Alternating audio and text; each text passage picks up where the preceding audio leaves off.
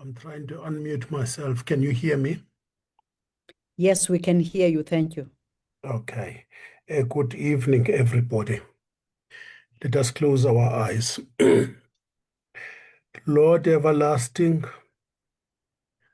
we thank you for this day, a day you have granted us once more for free, a day that is yours as you are the creator of all things. We thank you for the opportunity, dear Lord, to meet on this platform to try to align ourselves with your purposes for our lives.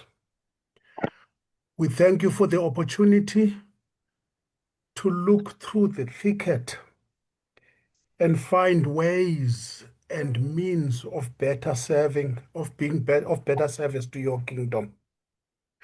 We ask you, dear Lord, to bless this online virtual assembly of your people. Bless the organizers of this event who sweat and work very hard behind the scenes. Above all, dear Lord, bless our guide for today, Mr. Mhlubulwana. As he speaks to us, let us hear you, O Lord. Let us hear your patient, guiding voice. We invite you, O Lord, to dwell among us throughout this assembly and beyond. Everything we ask in the name of our Lord and Savior, Jesus Christ. Amen. Amen. Amen. Thank you, Tata. Tata uMhlubulwana, ndizawunikela kuwe. iBethesda ibikwamkele last week. The next few sessions zezakho only.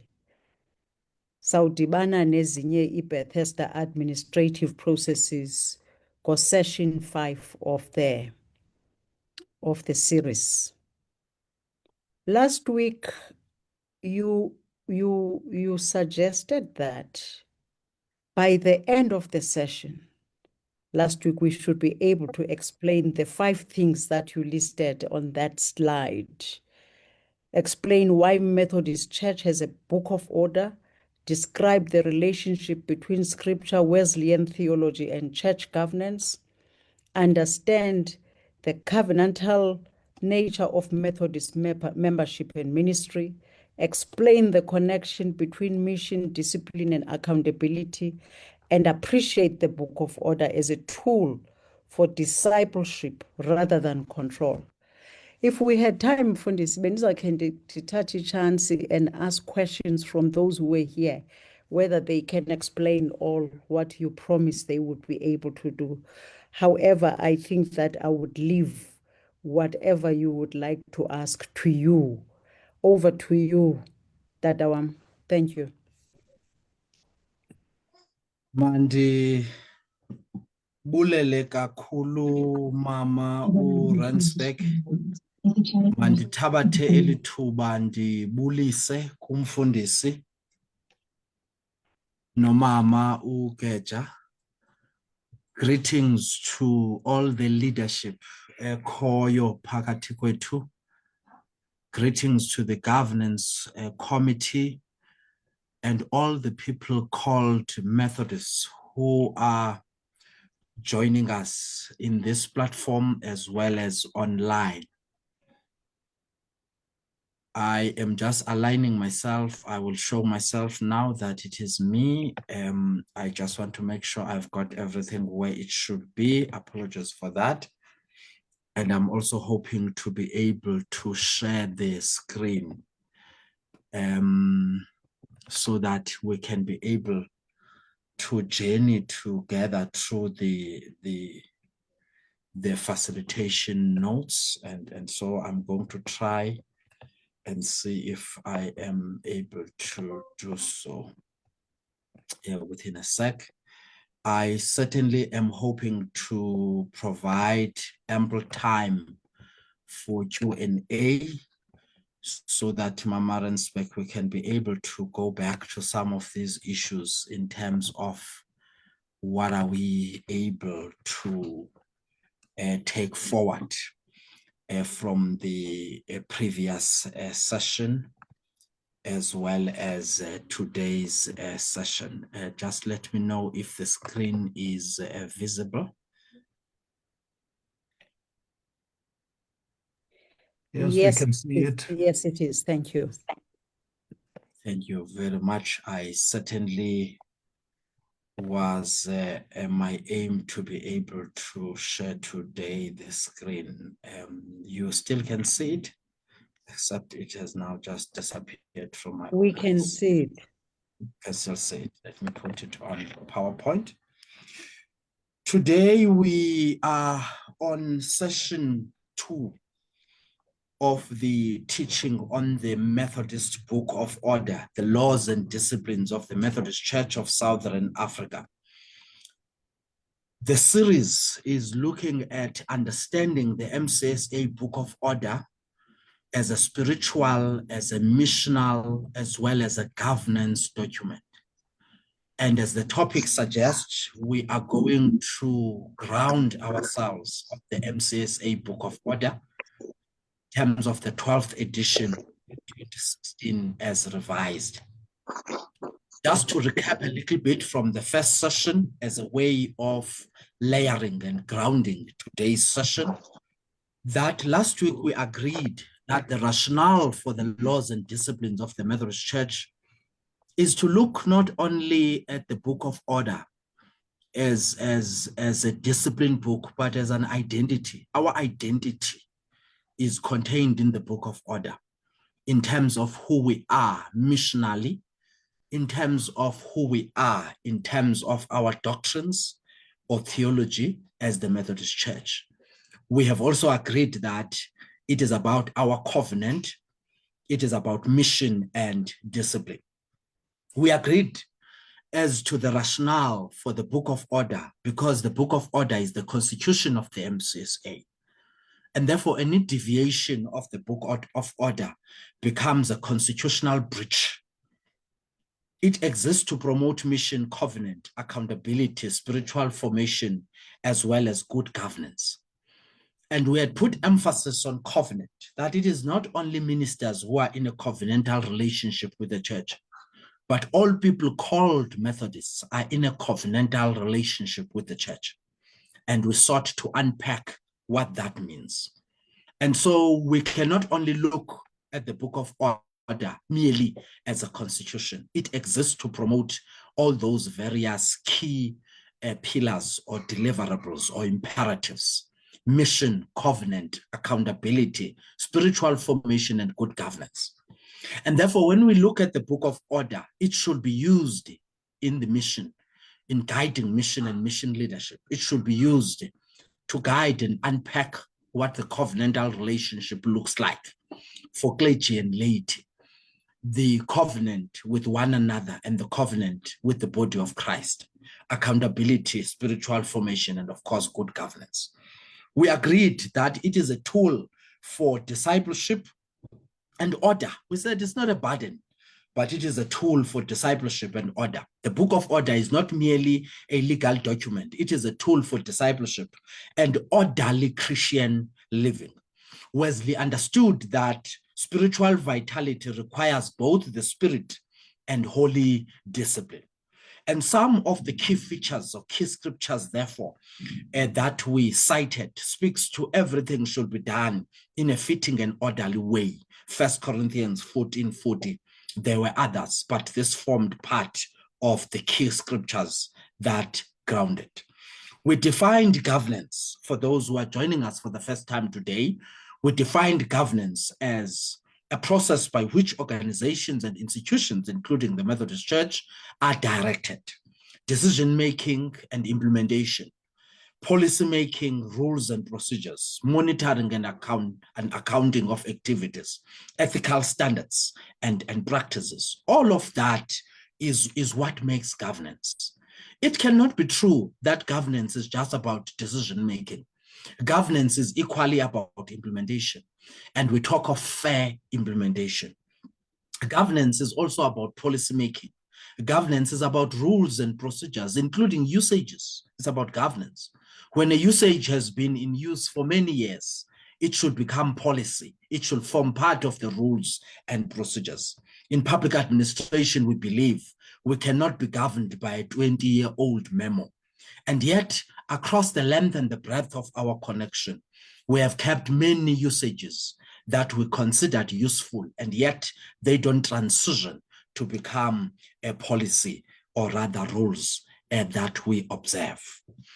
Monitoring and accounting for what we did, acts and omissions, form part of governance. Many of us are not aware. We often consider governance when it comes to what we have done. When we don't do what we ought to have done, we are equally accountable for not doing it. And so that is governance. Ethical standards and practices. In fact, we said in one sentence that accountability is the DNA of governance. We alluded, last two slides of recap, we alluded to the fact that Wesley contributed immensely in terms of governance through the structures. Methodism survived because it developed structures of accountability. And I want us to note, the structures in the Methodist Church are not there for electioneering or election campaigns, but structures of the Methodist Church are in place for accountability. They form part of our governance, from classes to societies to circuits to districts, as well as to conference. Very much important to note that the covenant service is as old as Wesley's times. The fact that in the beginning of every year, we make a covenant with God, all of us. We make a covenant with one another. We make a covenant with those who are in leadership to do what is expected of us. And so this covenantal relationship is not a one-way street. It is not only to be considered when we make reference to the clergy, but all Methodist people are in a covenantal relationship in terms of the ministry we all partake in. These structures were never intended as bureaucracy. And in organizational theory, we often talk about bureaucratic barriers. The structures of the Methodist Church were designed as the means of grace. The structures are for discipleship. The structures are a means to afford us systems of mutual accountability. Note, throughout these sessions, more often than not, 8 out of 10 times, when I make reference to accountability, I will make reference to mutual accountability, because it is not a one-way street. If the class leader is accountable to the society leaders meeting, so is the member accountable to the class leader. So is the society accountable to the second, and so it goes. The key principle around governance is that if there is no discipline, there is chaos. If there is no grace, there is legalism. Methodism seeks to balance both discipline and grace in such a way that we don't have the chaos we often see across the connection. So governance is meant to safeguard order, is meant to make sure that all of us are clear of our roles and responsibilities. Last week in this session, we dealt with the bottom line in terms of partly classes, fellowship, the Methodist ethos, the expectations of the church, the identity of the church. We are now moving on deeper into the yellow part of our structures, which deals with the society as per L&D 7.33. And the governing body there, or the decision-making body there, is your society leaders meeting. Your society leaders meeting is a governing body within a society. Many societies that are no longer viable, we are able to see ukungaphili kwazo by non-existence of a society leaders meeting and or the temperature of the pulse of the society leaders meeting. There is another governing body there that sits once a year, equivalent to what we say AGM in other organizations. In church, we say it's annual society meeting. That is part of our structures. And so we are focusing on that. And more often than not, as in the case of Bethesda that has organized this session for us, you will have a resident minister or resident ministers. You will have society stewards. You will have other society leaders, as well as conveners of the various special committees as agreed, forming part of governance there. Note well that there is a structure, a society, that is a structure. It is a structure that is in place for discipline, for accountability, mutual accountability. You also have the decision-making body where you have a collective more than the few. And then you have those who are officers of the society leaders meeting. Society stewards are referred to executive officers of the society leaders meeting. In other words, society stewards are tasked to execute the decisions of the society leaders meeting.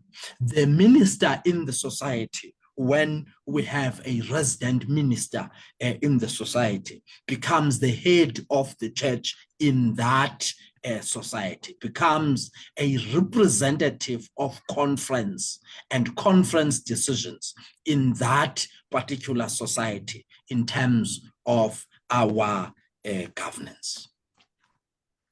We agreed, this must be the last slide before we get to today's session, and it's 1819. We agreed that it's a covenant, it's not a contract.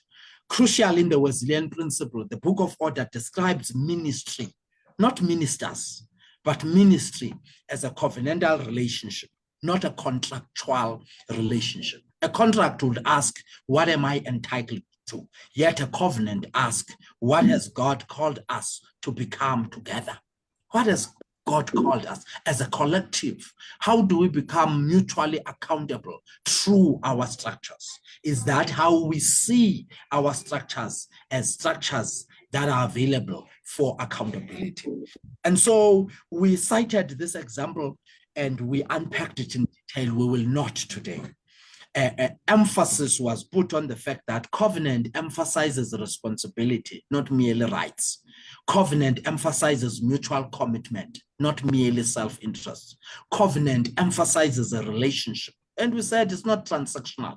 The currency we have in the church is relationships. We have not hired anyone. Even ministers are in a covenantal relationship with the church, in the same way that we have lay contracted staff who are in a covenantal relationship with the church. In the same way that we are reminded of that covenant every time there is an induction for class leaders, for mission group leaders, and all the various categories. Contract emphasizes legal obligation, whereas a covenant emphasizes spiritual obligation. We believe there is God who is bigger than us, who's bigger than the institutions where we are leading. We believe what we have becomes a trust and a custody, and we are accountable not only to the body of Christ, the church, but we are accountable to God who called us. And of course, we said, can we imagine how our societies, our circuits will change if members saw themselves as covenant partners rather than consumers? And so that was meant to look at recapping last week. Getting into today's session and reminding everyone what we are focusing on. We are focusing on classes as well as the society, with a special focus on governance. What is a class? This is what we need to know by the end of today. We explore what is a class, what is a society, why did Wesley establish them, how are they governed, what are the responsibilities of class leaders, what are the responsibilities of society leaders and society stewards, why are classes and societies still central in the Methodist discipleship today. And so if there are critical questions, perhaps specific objectives we are looking at, we are meant to unpack and explore together these specific areas. In terms of scripture, we agreed that in Acts 2:42-47, we also quoted it last week, they devoted themselves to the apostles' teaching and the fellowship, to the breaking of bread and prayer. And it becomes important for all of us to reflect on this question, pertinent question. If the buildings we have, beautiful as they are, they will disappear tomorrow, what structures would remain to help people grow spiritually? And again, think about your class, think about your society and the role it plays. If the buildings we occupy disappear tomorrow, what structures would remain to help people grow spiritually? Let the flames burn on. Utatau Kozam Gojo and George Ivan ask a question. If your church would close, who would miss your church? And if the answer is, I would miss my church, I would miss going to the Mañano, I would miss going to this event and that event, then that answer means our church is in maintenance.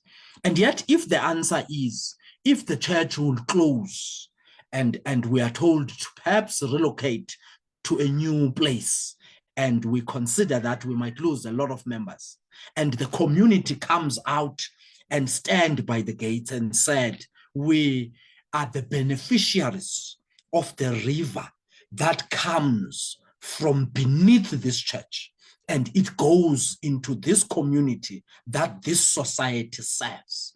And so because there is life between this community and this church, Hulumende, government, or whatever entity it is, you will not close this church.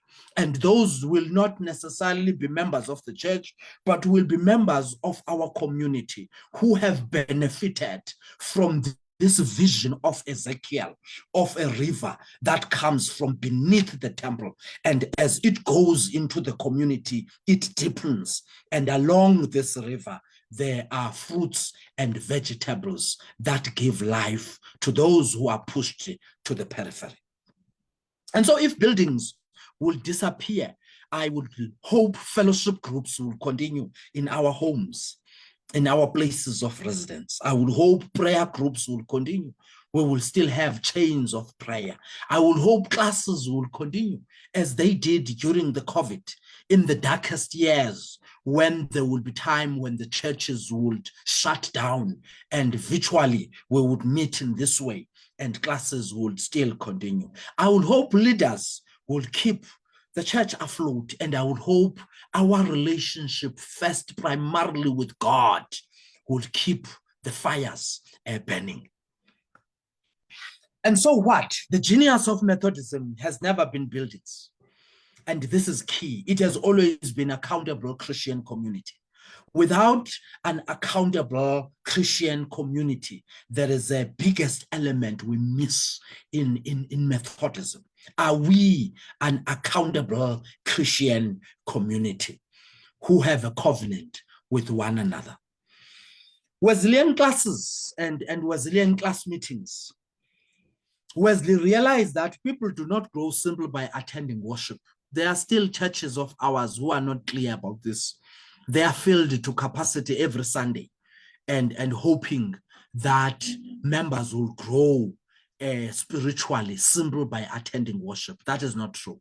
People grow through mutual accountability, through fellowship, through encouragement, through spiritual guidance. I do not know how many members have said out loud how they need mentors. They need someone to accompany them and walk with them. And I would easily say, find your class leader.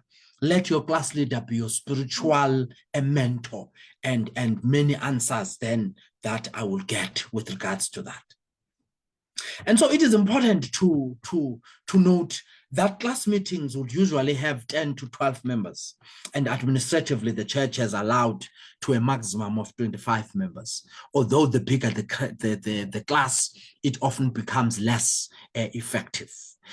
And so Wesley organized all converts, new converts, abantu abaguqukayo, will be organized into classes for spiritual growth, for pastoral care, for mutual accountabilities. These members will meet weekly. Now, there's a new thing that Mañanos can meet weekly, but we are not able to meet weekly through the classes. It is one of the issues that challenges the core of of who we are. Apologies, just for me to control my notes.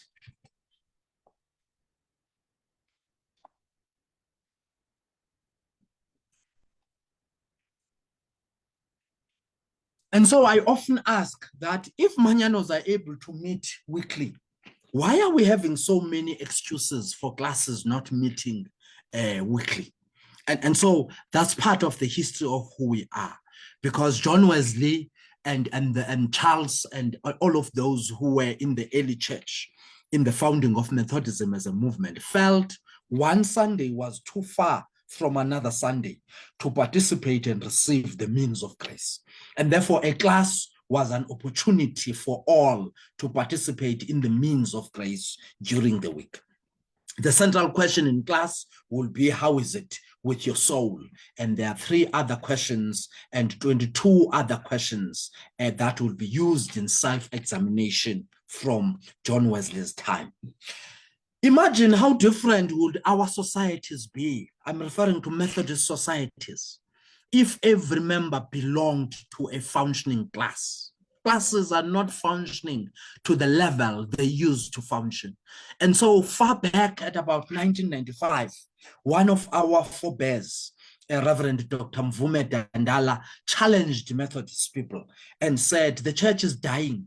And the church is dying at the foundations, its foundations. It's dying in classes. That is where the church is dying. That was far back in 1995. We were in Fort Hare University. You can imagine how over the years, many of our Methodist societies would only meet members. Members would meet only on Sunday during a worship time. But just imagine for a minute, how different would our societies be?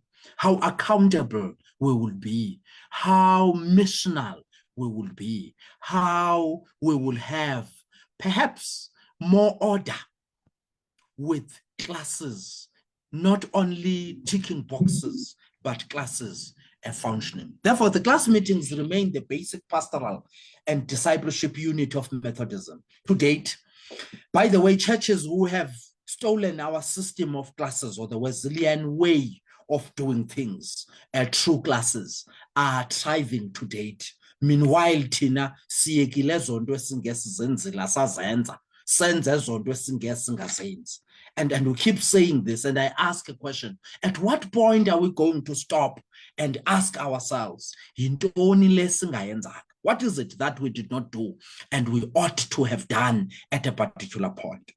The purpose of the class, therefore, is to nurture spiritually, to make sure that we grow, to make sure that there's Christian fellowship, pastoral care, mutual accountability, evangelism, care for members.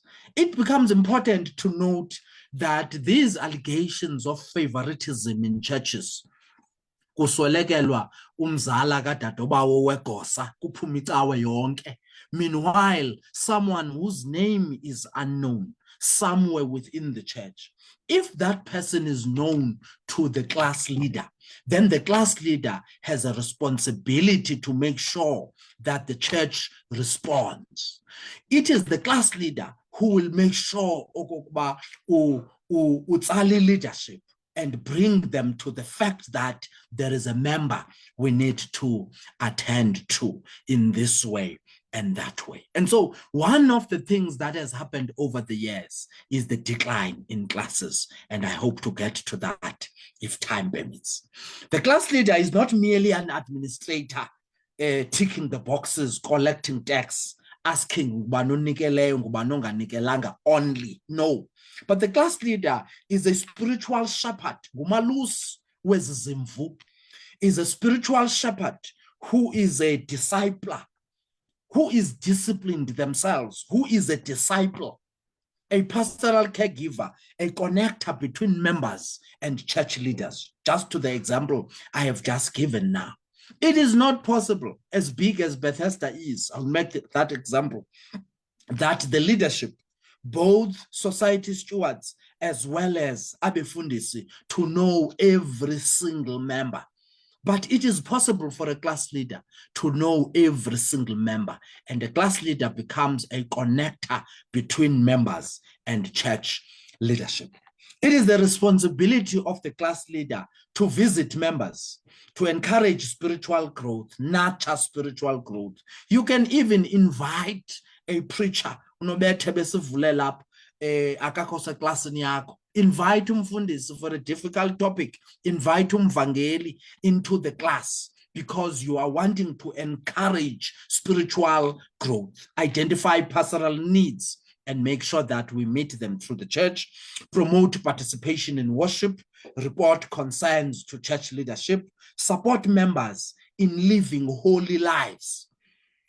Pursuit of this Christian character, of this Christian perspective, to be like Christ in how we live. What challenges are currently affecting class meetings in our societies? Perhaps as a point to reflect, the issues around population movements, the issues around technology, digital divide, who has access, who doesn't have access. Is it accessible if the class is only digital and virtual? We don't have an opportunity where we say those who don't have access, this is where they can access at the class. The issues around weak attendances, leadership shortages, the quality of class leaders, and how we need to spend more time around the formation and ongoing formation, ongoing discipleship of the class leaders themselves, lack of training, intentional training, and the post-COVID disengagement. There's something about COVID that made some Christians think we can privatize Christianity, and yet we cannot privatize Christianity. And when we talk about the ordinances of God, part of that includes public worship. So I cannot sit alone in the TV room and consider myself to be church. No, church is church with all the members of the body. One body, many parts, and all of these parts have various roles. I'm moving from the class and the governance of the class and the class meetings to the society. A society historically was a gathering of Methodist people in a particular locality. Today, a society is the local congregation, and I hope you note the difference.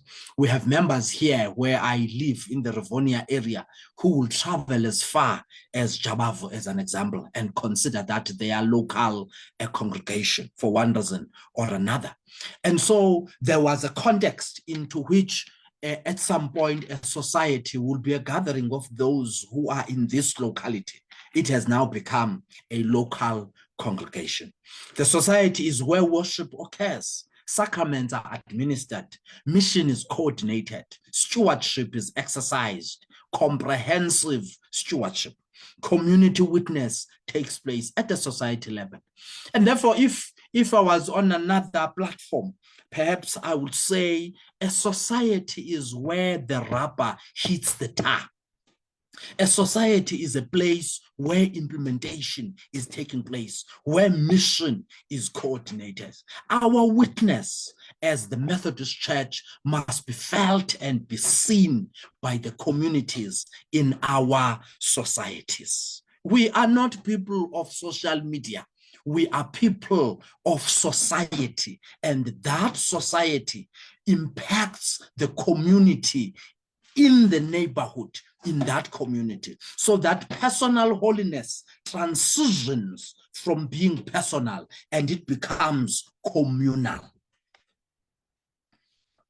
The governance of a society is through society structures. Again, our structures are for governance. Our structures are for mutual accountability. Our structures are for discipleship.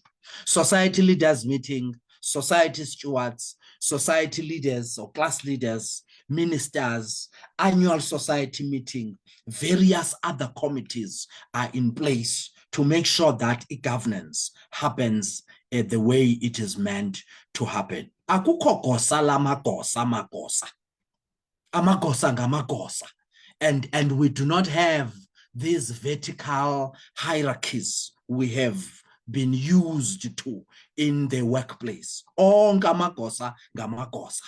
And should be working together. Class leaders are class leaders. There is no super class leader.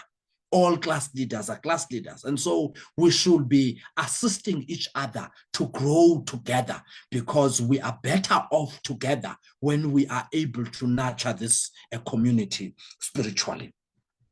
The society is... Hold on, Dada. Follow to interrupt. There's a hand. I'm not sure how urgent is the hand from Tebuho Modumo.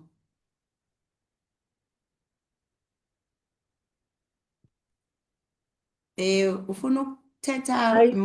suggest sihambe ne-presentation to the end.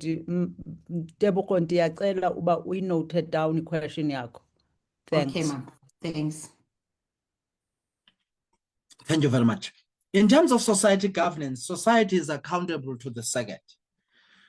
Now, there's been lots of anomalies. I will get into them shortly. The Seged is accountable to the district. The district is accountable to conference.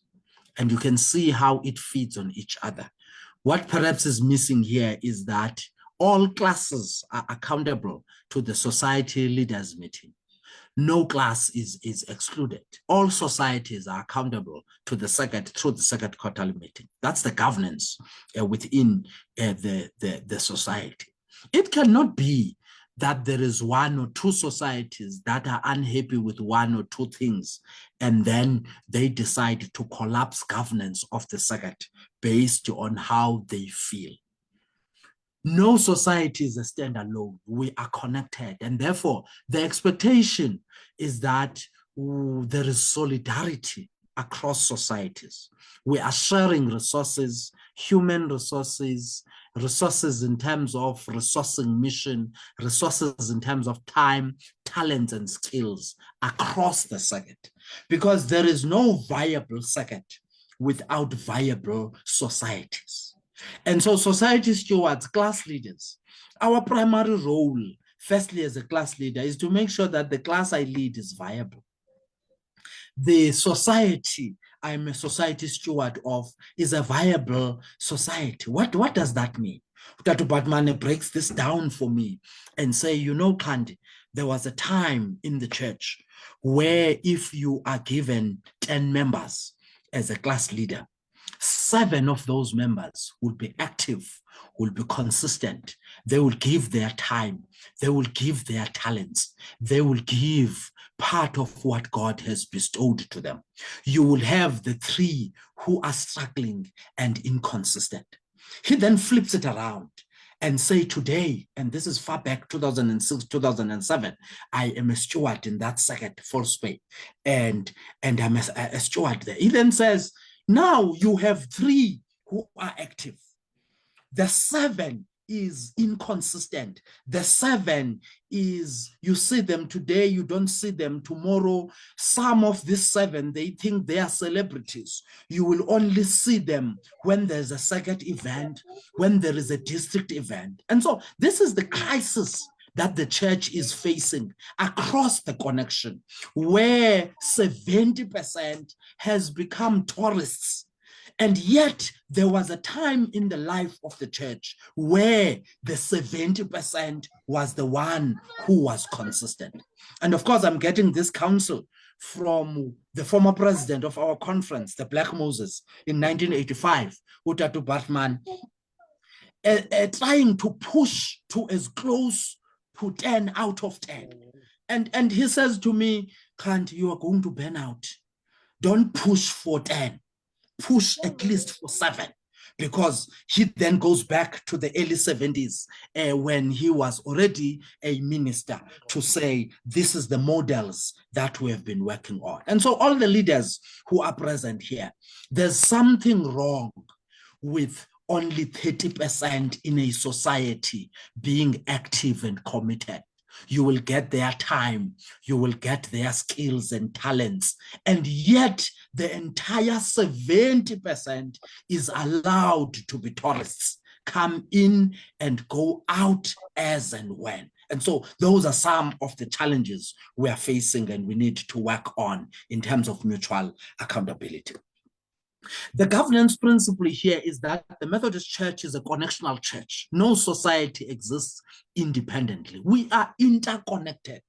If we were not a connectional church, there are many societies, surely from where I come from, but our Secretary 2, where there is more than 45 societies across deep rural areas. There are many societies who could not afford to have a minister.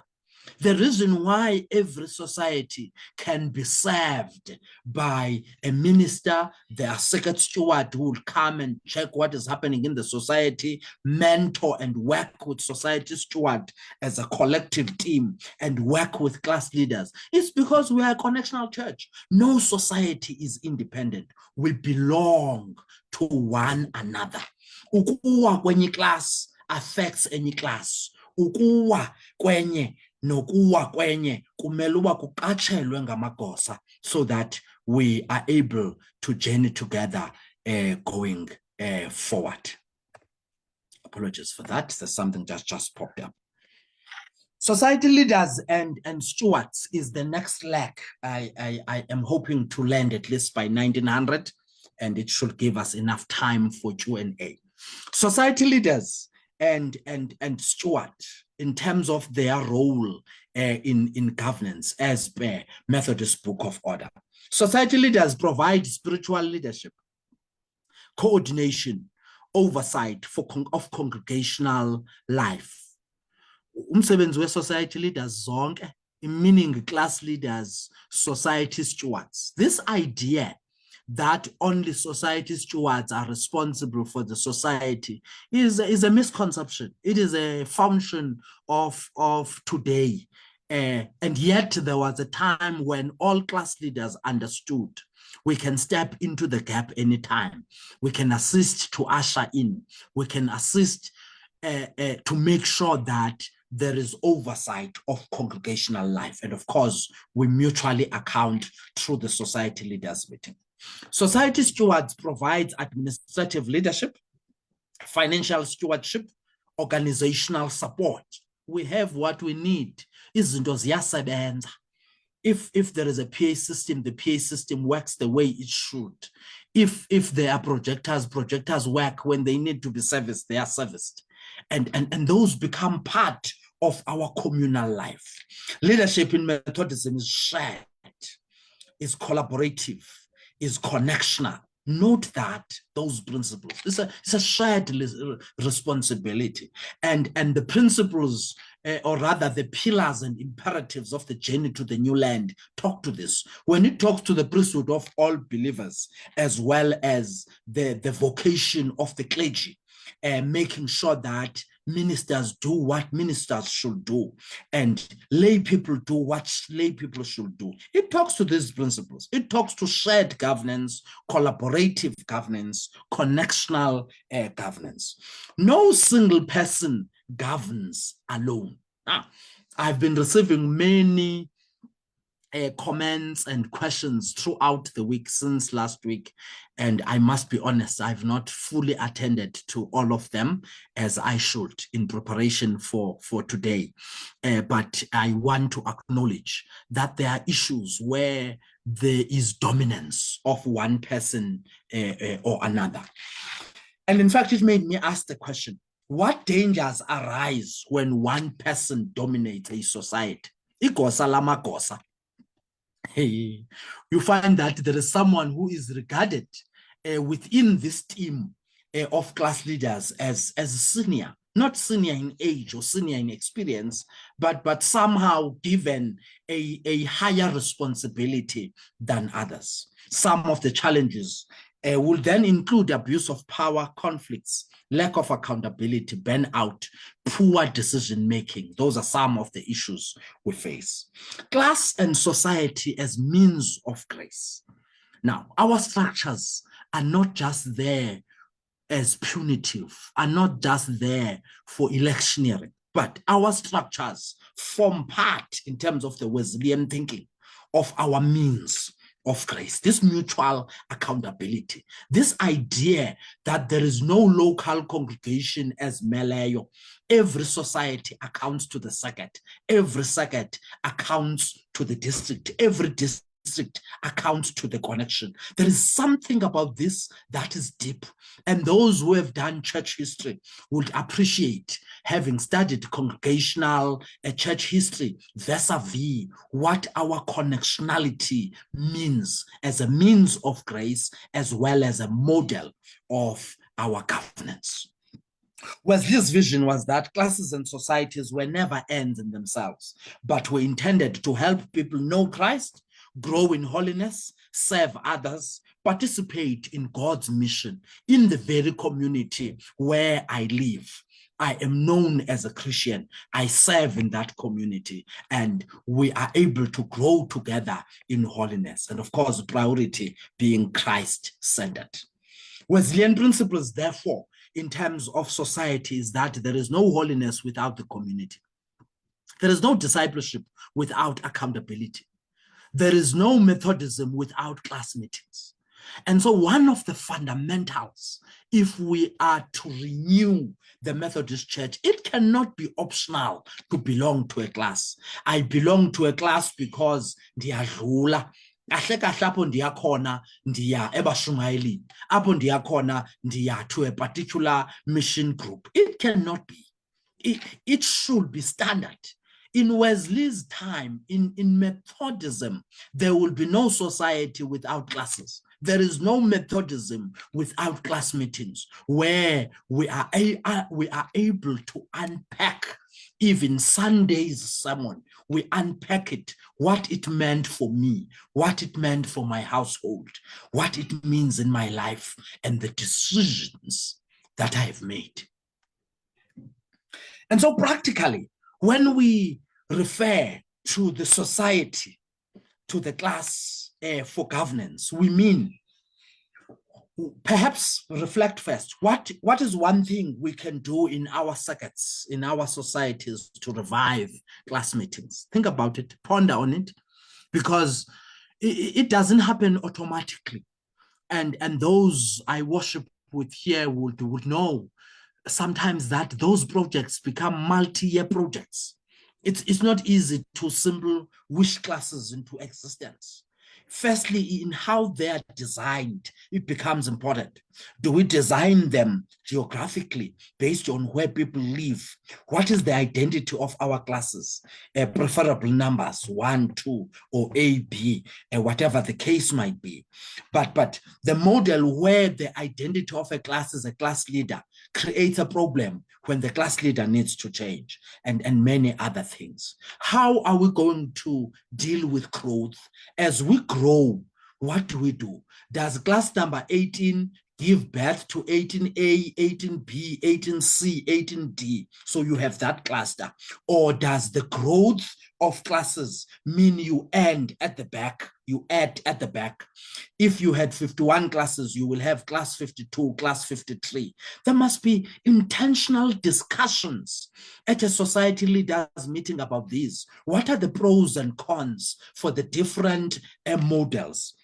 How are we going to monitor as society stewards that classes function? Are we going to divide classes? Perhaps I'm responsible for classes 0 to class 10, and another COSA is responsible, society steward, for class 11 to 20. Those are some of the examples. What does it mean that as a society steward, I am monitoring classes 0 to class 10?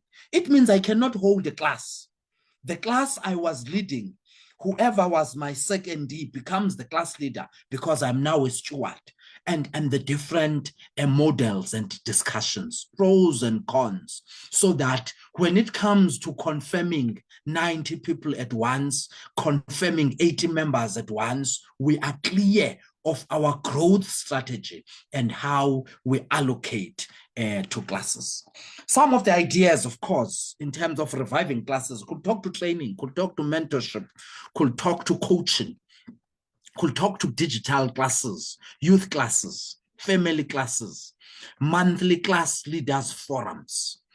Kukho isekethe ezine class leaders. And so class leaders are responsible for their own classes. Then at a particular level within the society, kukho class, yona yo class leader. apha abafundisi will divide themselves, and if there is not enough capacity, include abavangeli ne-order, and no Bible, include abashumayeli as needed, so that it becomes a formation place apho abakhokheli bondliwa khona, so that when they go to classes, they are actually ready for the task of nurturing spirituality and spiritual growth within their own classes. This is a summary. I'm almost at the end. It's 1853. These are some of the key takeaways. The class is the primary unit of discipleship. The class. And so this thing of belonging to a class is not optional. Being a circuit steward does not mean I don't belong to a class. I belong to a class. Being a district lay leader does not mean I don't belong to a class. I belong to a class. Being a lay president, being a vice of a circuit, being a usihlalo does not mean you have graduated from a class, because the class is the primary unit of our discipleship in terms of Wesleyan theology and thinking. The society is the primary unit of worship and mission. It cannot be ubasina malungu as consideration is celebrity members who will only be seen when the circuit is gathering, or when the district is gathering, or even worse, when the connection is gathering. No, mandaziwe kwindawo endiguqa kuyo okokuba ndiyakhonza, to a point where I carry guilt akuphela inyanga ndingakhange ndibonwe society, even though it's not necessarily that I was home doing nothing on the day of worship. No, but there is something in me that always brings me back, that says the society is the primary unit of worship and mission. And so if all Methodist people ubulungu babo bebusaziwa esocietini, some of the isms we are facing, we would not be facing today. If all Methodists belong to a class and are accountable, and the class is functioning, there is mutual accountability there, some of the isms we are facing would not be there. Class leaders are spiritual shepherds. You are not administrators. You are spiritual shepherds. Society leaders and stewards provide collaborative leadership. Not only some working and others warming chairs, but let's work together collaboratively. In fact, the assignment becomes lighter. It becomes lighter when we work together, more hands on deck. Methodism is connectional and accountable. Classes and society structures exist to make disciples. It cannot be that we make disciples at a higher level. Who we are, our identity, our polity, our doctrines, our key teachings require that we belong to a class, we belong to a society, so that we become disciples. And then we come out of that, we are able to create more disciples. Looking ahead to session 3, just by way of overview, it's 1856, we are good for time. Circuit governance is session 3. We will be exploring the circuit as the primary mission unit. We will be exploring the quarterly meetings and their role as a governing body, circuit meetings, mission groups at a circuit level, circuit stewards, mission stationing. We have mission agents and their stationing, superintendent ministers, and the governance around that in one area.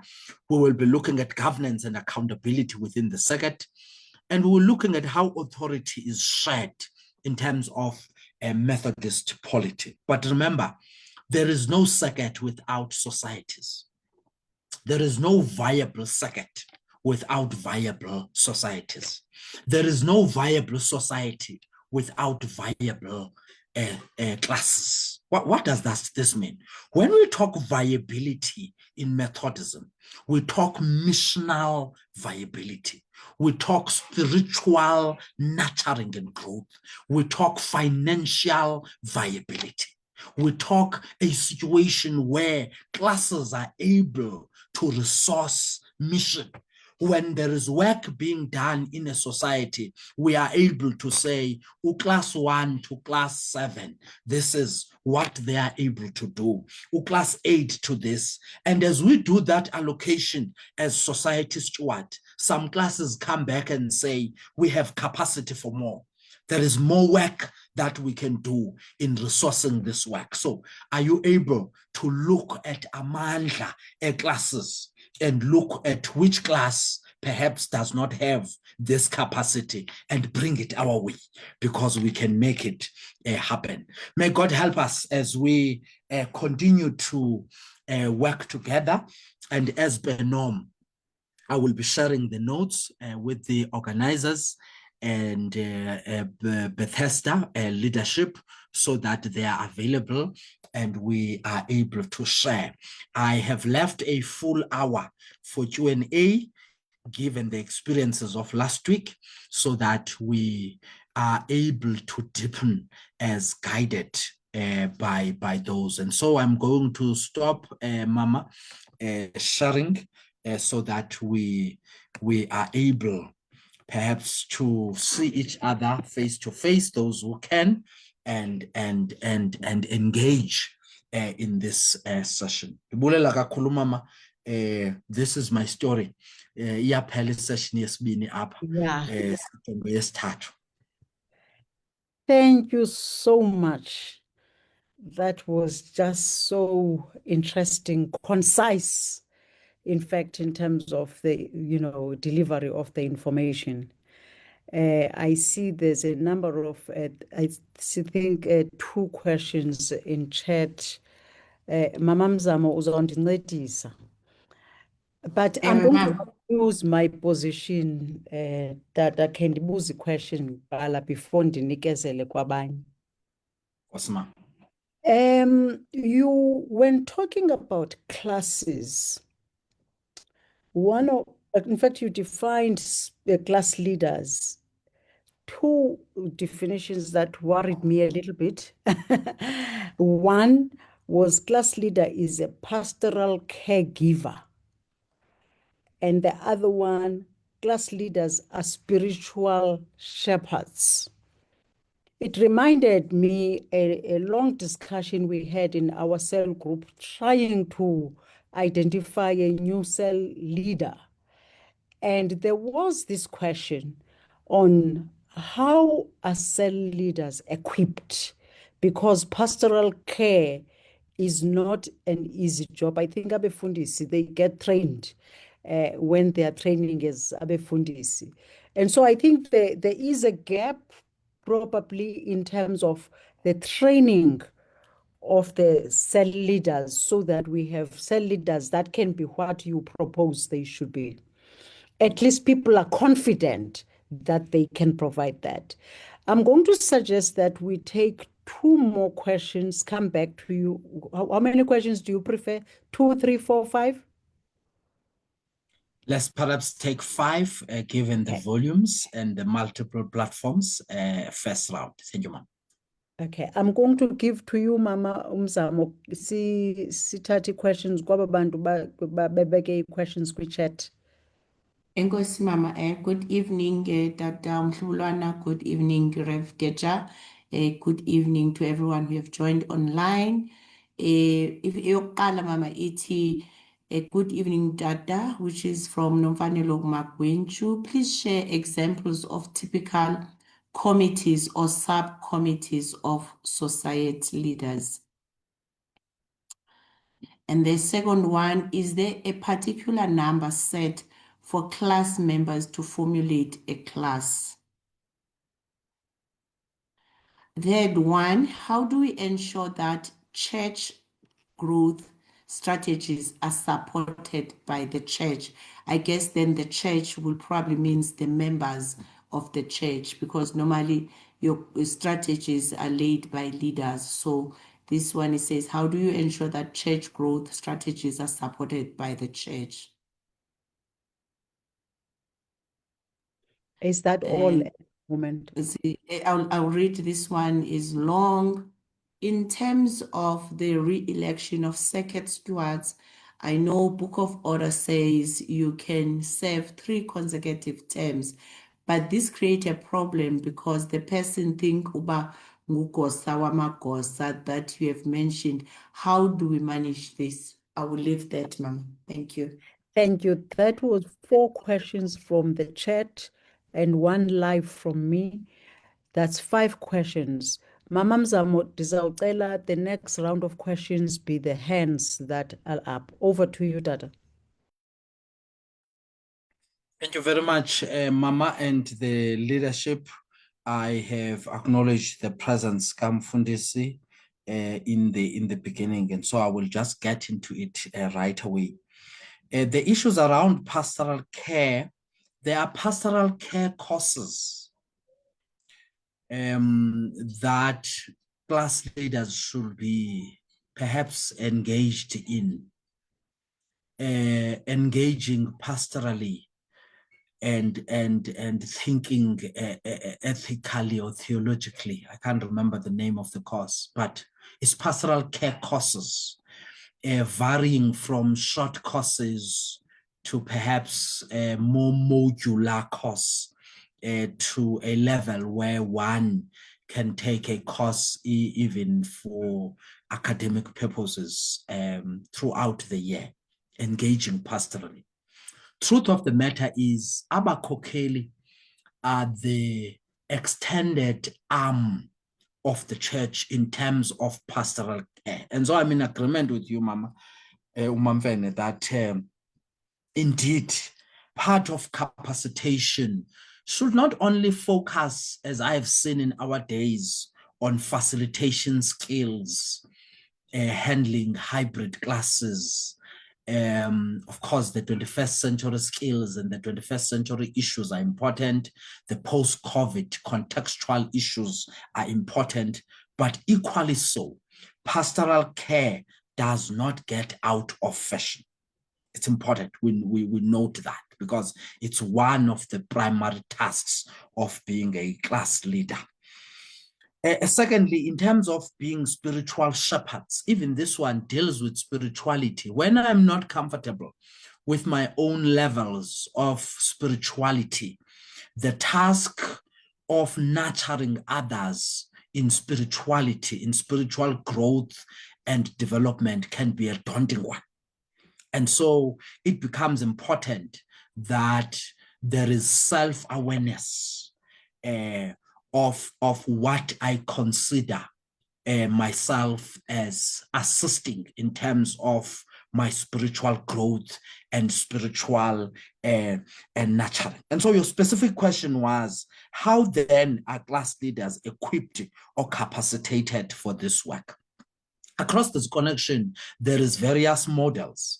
One of the models I liked, and I think it works, it is a model where the class leaders themselves at a society level are able to have their own days of formation.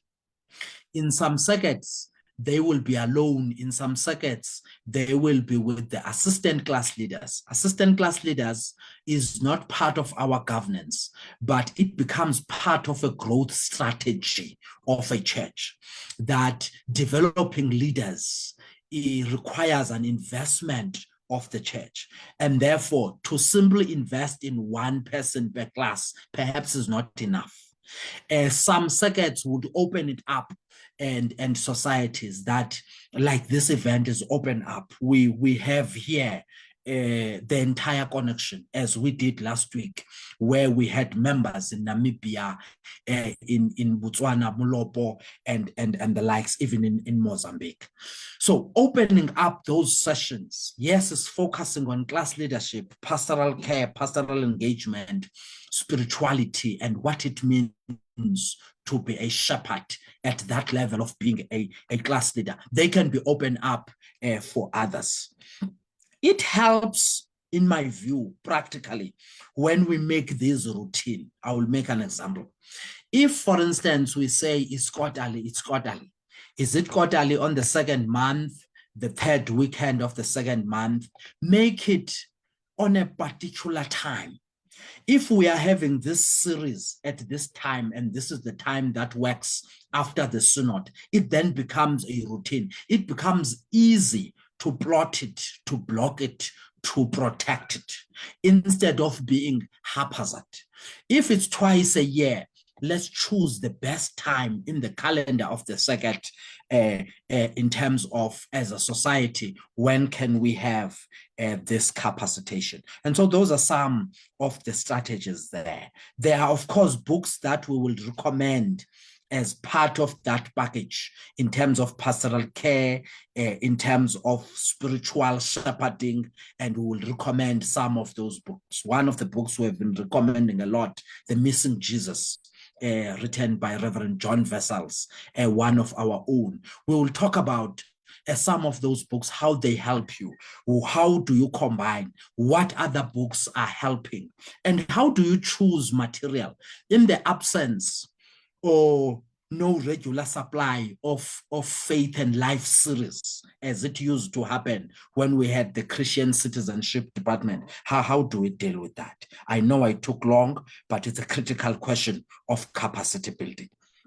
Typical committees or subcommittees at a society level. In my society, you will have committees for governance, you will have committees for HR, you will have finance committee, and in terms of the membership of the leaders meeting, L&D prescribes that only the conveners are members.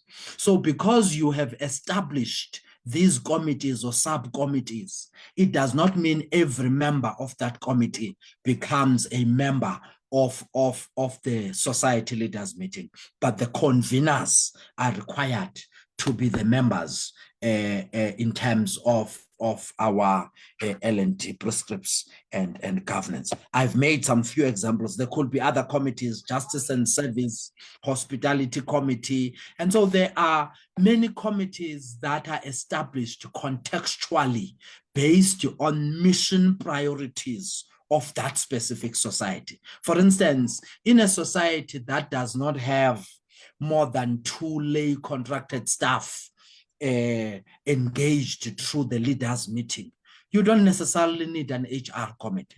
But in a society where you have more than 50 staff members working for the church, definitely you have some HR there to manage.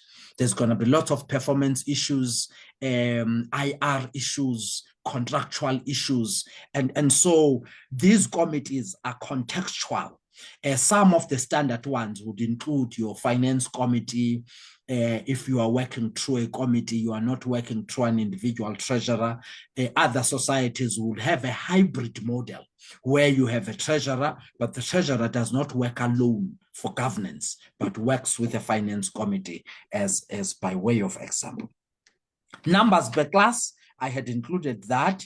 It used to be 10 to 12. However, the church has allowed even complexities in the various setup between urban, suburban, townships, rural realities. And so we have been allowed to stretch to a maximum of 25. We really discourage a situation where you have a class with over 40 members. That class can be split into 2 and you take the assistant class leader. If you are using the assistant class leader as secondee, this is a person who gets exposure into leadership, but they are not necessarily members of the society leaders meeting, but they are the ones who will assist us if this class must now grow into 2, into 3. We have hands that can assist us that have been exposed. And so it's normally part of a particular strategy, but it's not prescribed that every class leader should have a secondee or an assistant class leader. It's normally part of a defined growth strategy by a society through the leaders meeting. I've answered how to support church growth strategies by the church. Firstly, every society is meant to have a vision, and the vision, of course, is aligned to the vision of the church. Christ healed Africa for the healing of the nation. There's clarity of the mission statement that is aligned to the mission statement of the church.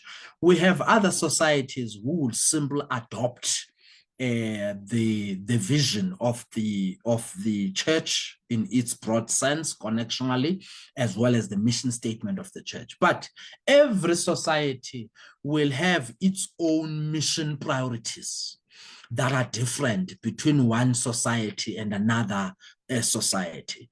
And so it becomes important that this work is crystallized, is recorded, is made available. This work is owned by the society leaders meeting and is shared in an annual society meeting, at least at conception. And then from time to time, we do mid-term review, we account on the activities based on the strategy. Then come to the question, how does then the society as a whole support growth strategy? Firstly, they must know what is the growth strategy of this society? What is the growth strategy of this circuit? What is our role in terms of that growth strategy? Now, in my own exposure and experience, any growth strategy that does not prioritize spirituality, that does not prioritize classes, will fail, because the fuel for us to be able to go into mission, to resource mission, to become good stewards, it starts with our primary covenant, firstly with God, which is our primary relationship, and understanding that we are in this covenantal relationship. Then there are reminders, either through notices or through some kind of a newsletter, or through some kind of communication to all members with regards to what is their role. It becomes important.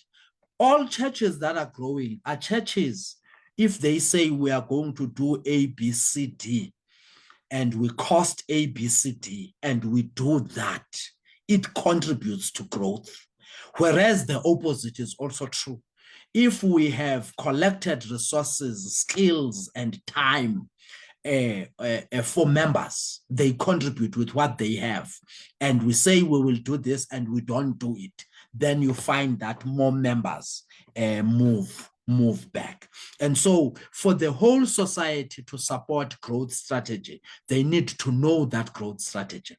And that growth strategy is about the advancement of the kingdom of God.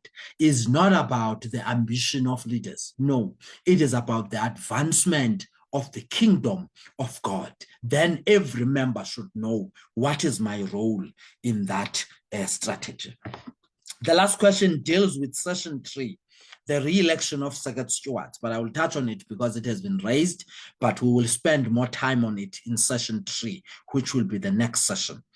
When stewards are re-elected, firstly, the term is a 3-year term, as L&D defines, 7.19. It is a 3-year term. It is renewable twice, but the renewal should not be automatic, is not automatic. It should be based on the needs and the priorities in terms of the circuit. I just want to make sure, yes, it's 7.19 on page 80 of our L&D. It deals with that. Elected at the second quarterly meeting for a 3-year term up to a maximum of 3 years. Unfortunately, we are not making a habit of a feedback loop between the leaders and those who are being led in terms of how are we doing? What must we do more of? What must we do less of? And so elections become an evaluation time where if I have not done well, you will see that I am not coming back for a second or third term in case Yamagosa is seconded because I did not do well. What I've been encouraging across the connection is a culture of standardizing feedback. Kungekho conflict when things are well, normalize sitting as a circuit executive, as a society executive, as a society leaders meeting, normalize giving feedback. We have done well here. We have not done well here. we need to do more of this. We need to stop doing this because it is unhelpful, etc. So this is not automatic. It should not be causing any tensions. It should be accepted. A term of office, besitshilo last week, said in the Methodist Church, there are offices. I get into the office, there's time to enter the office, there's time to exit the office. And so in the same way I entered the office, I should always be aware from day one that the term of office will come at a particular time. So if I am given a second term or a third term, it talks to what we call renewal of mandate. And I should be asking the constituency that elects me to create time to say, what are the expectations for the next 3 years? Because these are offices of the church. It does not become a title and a new title. Uba ngoku igama lam ndingugosa lesekethe. Unkosikazi wam ngugosakazi. No, it does not. It is an office of the church. My name is my name. I serve in that office. There will be a time to exit the office. I hope I've answered this, all of them, Mama. Back to you. You have, thank you very much. Mama Mzamo, ndizawucela ubize another 5 questions. Thanks. All right, Mama. I'll then hand over to the hands here. I will start with Ramotibe, who's number 1 to ask the question, followed by Mahlatse Rapolo, and then I think it's Androd COGH, the third one. Enkosi Mama. Thank you, Mama Leboa, for giving me this opportunity. My question is, Ntate just touched on the issue of classes. And I understand that classes are the base of the triangle. Like he mentioned that there is no society without functional classes. And as he explained the importance of classes, I just want to understand that as much as we understand as class leaders, as class members, do also our pastors understand the importance of functional classes and the stability in the classes? Emphasizing on this point, I would just like to make a point of reference, an example. If a pastor arrives in a circuit and suggests from the start that this is how I want classes to be managed, how I want them to be conducted. Like in the past, classes used to be taking place during the week at homes. We call them home cells. And the times by then and now are not the same. The geographical area, structure of the places are not the same. Like Ntate also mentioned that some places are rural, some places are urban. The issue of traveling towards where you have to meet as a class to hold a cell, all those things will bring that sudden change to the class and will make other people unable to be part of the classes because of contextual circumstances. When they are trying to adapt to the new changes, now comes another pastor and say, I don't want this one, I want it this way. And because there is this mentality that if we do not do as pastors suggest, it seems as if we are not supporting them, we are not, we are just defying. But what I'm saying is the importance of stability. Classes is like a family, is like a home for other people, especially the elders. Classes are so important to them, and when they are not stable, when they are not well established, where people feel that they belong, there is no regular changes, no regular structures. Today the structure is like this. They delay to adapt to the changes, and that makes some members also to be reluctant and withdraw from the classes quietly. So we'll just see the numbers dropping, you'll just see the morale dropping. I'm just indicating, trying to check if what we have learned today, how important it is, can it also be brought to the attention of the people who are leading the circuit, including even the circuit stewards, that they should take care of that stability in the classes. I don't say we should not welcome changes, but if changes is going to make the church, the society to tremble, then it's a problem. I don't know if I was able to portray my concern correctly. Thank you very much. Mama, Before well we received. go to the second one, may I request that we ask direct questions? And please, let's make sure that your question is direct. It's a question and you only have 2 minutes at most to ask a question so that we give more time to others. Thank you. Thank you. Thank you. Mahlatsi, you have the floor, Mahlatsi. Thank you so much. May you please advise if I'm audible? Yes. Yes, you are. Thank you so much. I think I just have a few questions, but I'm going to be as quick as possible. My first question is asking in terms of classes. Is it possible to have a class of only young people? I think that's asking because most of the questions where you are being asked within a class space, there are certain things I'll not answer in the presence of my parents and I'll just keep quiet. So does that actually create a good stability? Then secondly, is to digitalize classes, because I think one of the biggest issues is us meeting physically because of work commitments and other issues that come into those spaces. So can we digitalize classes? And then also, I want to ask in terms of this culture that I've noted, whereby stewards elect certain positions within themselves, and there's a particular chair and a vice chair, secretariat, and all these things within the steward space. Is that allowed, and all of that? And if not, what is it that must be done so that such things don't happen? Because I think that's another thing that promotes ukosomkhulu nokosomncinci and all of those things that are in that space. Thank you.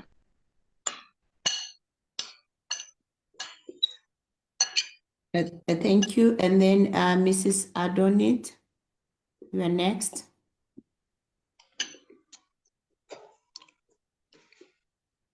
Thank you, Mama, and good evening to everybody, protocol all observed.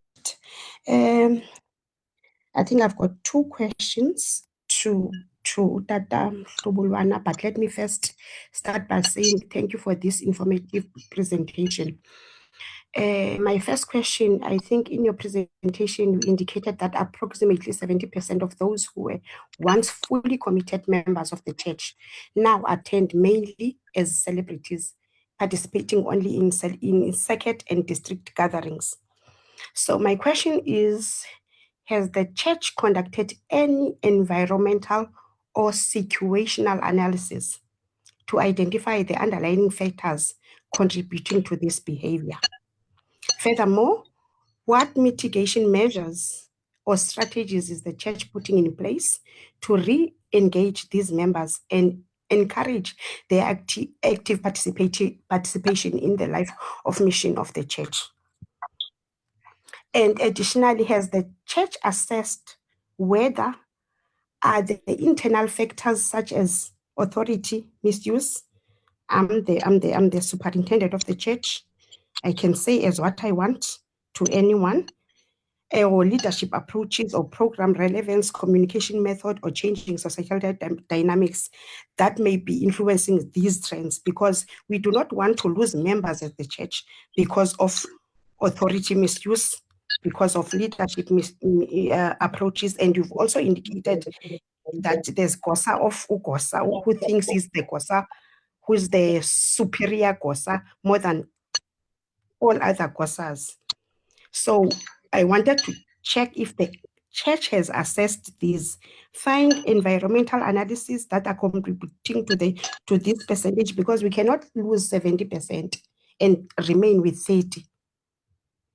That means there's something wrong in our church, that we need to get to the root cause. What are the underlying causes of them only they used to be fully members of the church, now they are only coming on occasionally. So we need to do an analysis. I wanted to know if the church has done that. If not, is the church intending to do that, so that we can regain our people? We do not want to lose our people because of misuse of authority and other things. Thank you so much. By the way, I wrote wrong. I'm Mrs. Adonisi from Cape of Good Hope. Thank you. Inkosi Mama, Tata Mhlubulwana, ngicela that we allow these two hands here on the Zoom, because there's still questions on Facebook as well. So ngicela unikela Dr. Mohale and also Temperance Phumzile, and then we close the questions on the Zoom. Thank you, and then you can then respond. Thank you. My question is partly answered by Ntate Mhlubulwana on capacitation, but my question is based on the context that I am in, a rural context. The classes discuss. Hello. Hello. Yes, we can hear you. Oh, someone said hello. My question. Okay. My question is based in a rural context. Mr. Mhlubulwana alluded to some books that we can use to train class leaders, but the issue is that after class leaders have been nominated, they are immediately sent to lead classes, and they have no clue where to start. That is why you will find that they will get into classes and then talk about what is needed financially. What system can we use to train leaders, even class leaders, before they even start running classes? Even if you were to avail the books that Ntate Mhlubulwana referred to, they would not be able to read them because they don't understand English.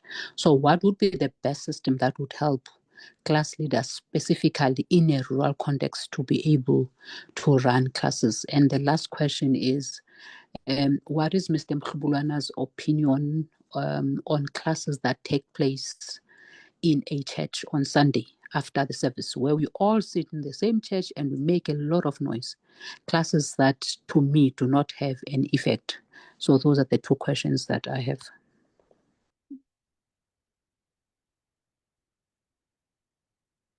The last one is Phumzile on this platform. Over to you, Phumzile.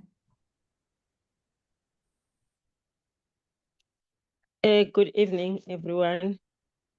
I hope I'm audible enough. Am I audible? Yes.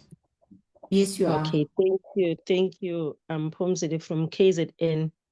Well, I was invited by a friend to this meeting, and it is so informative. I've got only one question, because I know according to the Book of Order, the class leaders are appointed or are elected annually.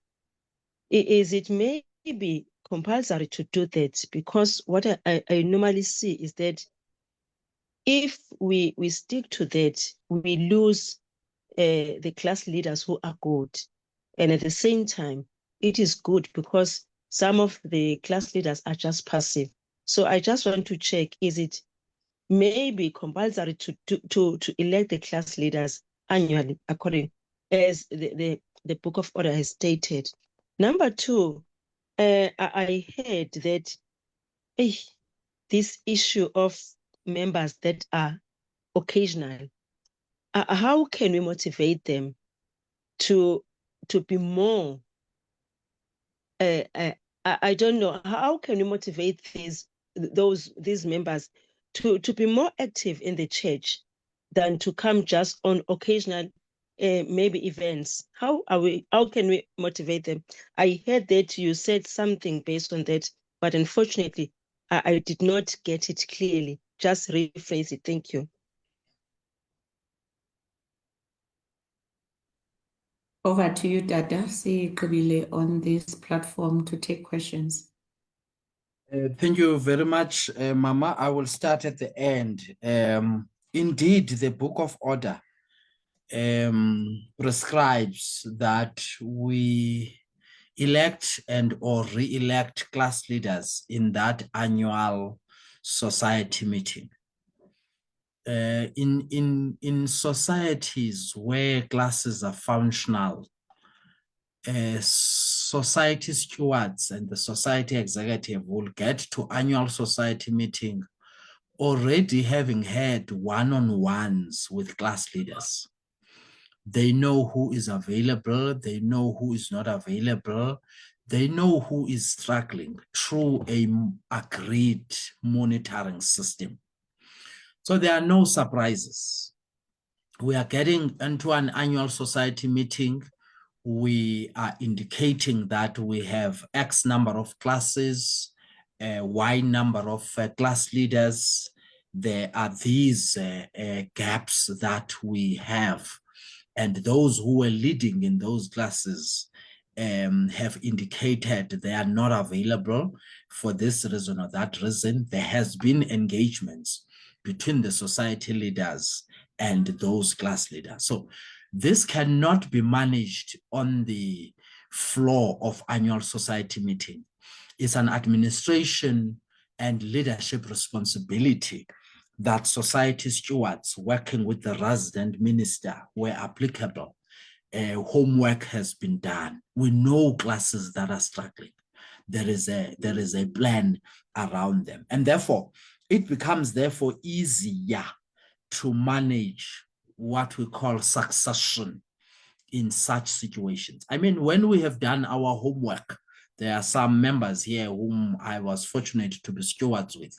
When we have done our homework, we will even get sometimes to the annual society leaders meeting with a view of raising the name of the assistant class leader because we are intentional about succession planning. Meanwhile, the class leader will also remain there and becomes a mentor to this leader. But we are clear as to when that member would no longer perhaps need to play that role. So it's a process that needs to be managed.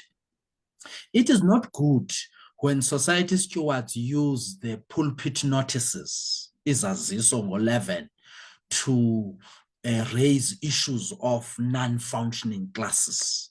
It is always easier to identify classes that have problems, visit those classes, engage those class leaders firstly, then go to the class, engage the members to get a better context of what is happening there. Then growth can be managed. We were talking growth strategy in the first round. That growth is managed better. And the fallouts, those members who are regressing or backsliding in Wesley's terms, we are able to deal with them at that lowest possible level than if we want to elevate it to a society level. Target the class, visit the class leader, engage the class leader. What have you tried? What has worked? What can I do? Where can I support? So by the time you get to the annual society meeting, which is normally in November, we know how classes are performing. Who is at 70%, who is at 30%, who is at 10%, who is not functioning at all, and why. And therefore that process becomes then easier. Occasional members, how do we motivate them for better engagement? The class leader should be visiting the members. It's one of the responsibility. Engage them one-on-one. Some members find it embarrassing to be asked in that group of 12, that group of 15, that kanti asisakuboni ikhona ingxaki. I may not be able to fully disclose what the problem is. Whereas if I am one-on-one Nomkhokheli, we have developed a trust relationship in this journey. I am able to open up on the challenges that I am facing. And then class leader, part of the training part or capacity building part is to know when to escalate. When do I escalate to the society stewards when do we escalate to umfundisi who is trained in pastoral counseling? When does umfundisi escalate to a clinical psychologist, a psychiatrist, a social worker? When do we escalate? And that also becomes important. And getting a consent into okokuba le ngxaki ujongene nayo izikills zodilishana nazo andinazo, and so I am asking your permission to escalate this to umfundisi in this way, and so it goes. That normally works by far better than simple standing there and say aninikeli, anihambi cawe, anibonakali. It does not help, because now even those who are doing the right things become discouraged. You need to target where the problem areas are, understand the root causes, and then engage on possible solution. Brainstorm with the members themselves. So what are the solutions? How do we deal with this situation so that it's not seen as a top-down decision, but the members themselves are participating as to what the solutions can be. Mama Mukhale, my opinion on Sunday classes, I'm fully aware, particularly in some setups more than others. I don't consider those classes as Wesleyan classes. Those are not Wesleyan classes. Those classes are our classes. UKristu uneenkonzo ezininzi zokwenziwa. Ezinye sinako ukumanelisa uKristu, kodwa zikhona ezinye inkonzo esingakwazi umanelisa uKristu. These classes that meet on a Sunday in this corner, in that corner, it's ticking off boxes.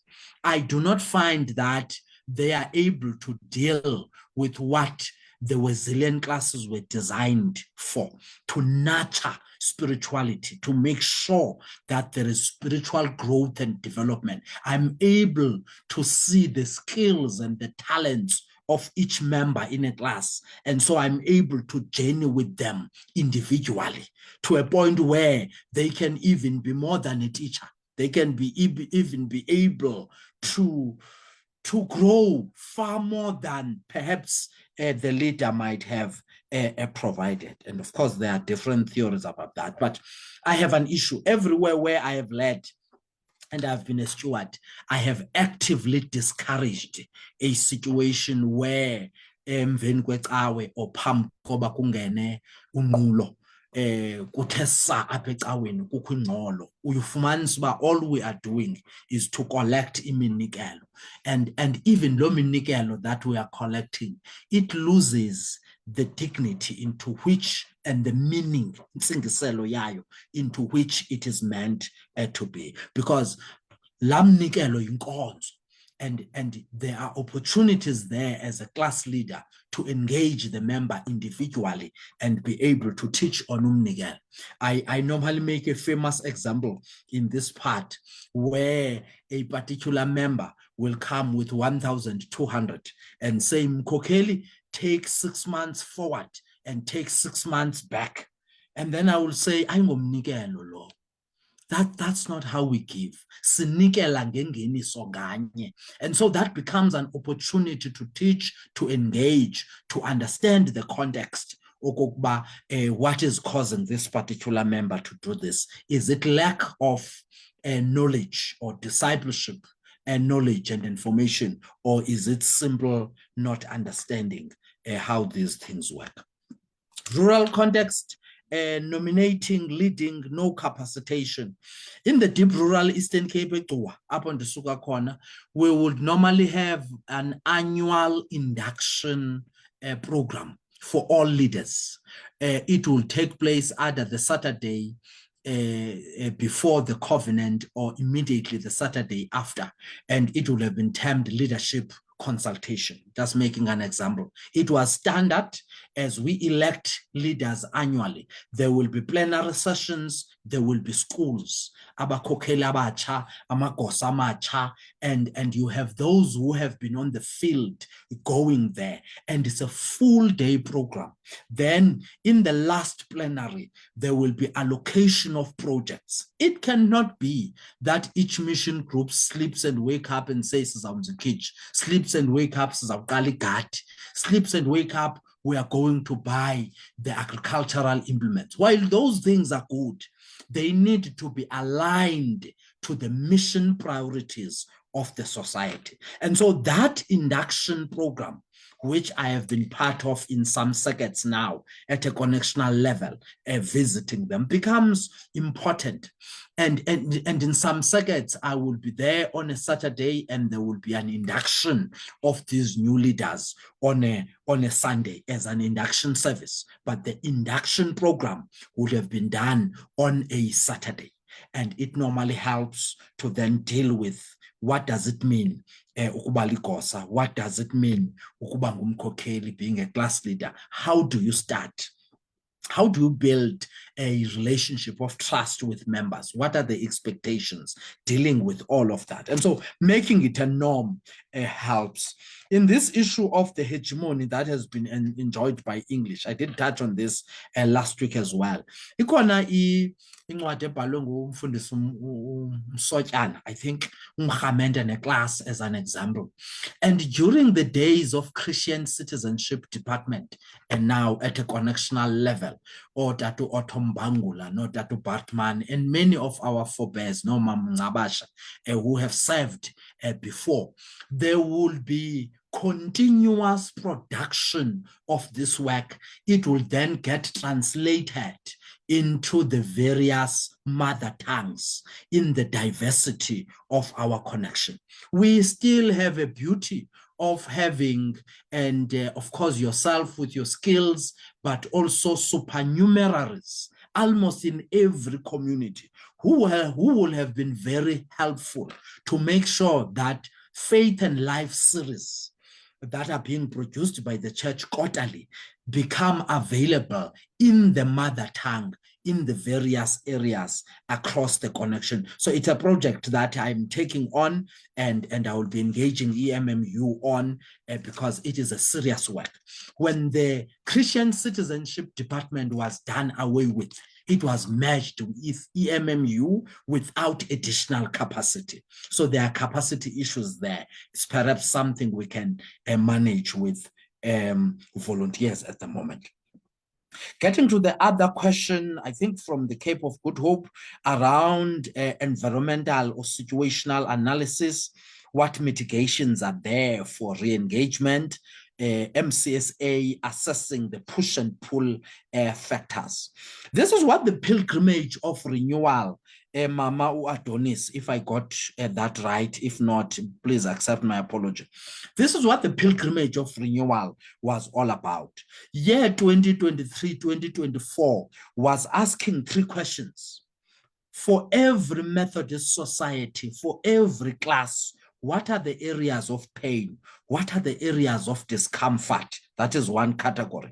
The next question was, what are your dreams? How do you reimagine a renewed, revived Methodist church to be? The whole year, pilgrimage of renewal. And thirdly, what should be the priorities for the church? That work was then meant to, it gave us all of this data, which is sitting at the moment in Mission Unit. The story of its analytics perhaps is for another time. But for now, I want to deal with that.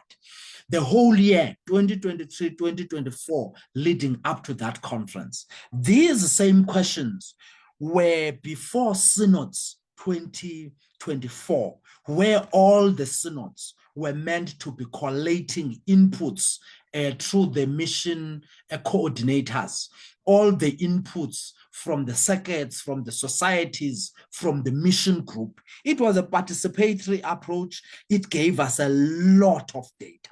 So we have these areas of pain across the connection and discomfort, the dreams of Methodist people about a renewed Methodist church, as well as what the priorities should look like. Coming to the next one, the mitigation. The mitigation was meant to be designed through the Mission Congress 2025, which was moved a year earlier than it was meant to be. We normally have Mission Congress every 10 years, but there was a recognition of the impact of COVID. And therefore, we were then meant through Mission Congress 2025 to deal with mitigation factors and strategies for the next 5 to 10 years. And so all the documents that talks to the implementation of Mission Congress priorities, including, by the way, the revival of classes, ongoing discipleship, availability of class material in the mother tongue, in the various areas across the connection. That is a content that comes out of the Mission Congress. Now it's incumbent upon every society, circuit, mission group to then implement. I think I've answered this specific question. The other question before the last one was, is it possible to have classes for youth only? Oh yes, this was part of the slides themselves.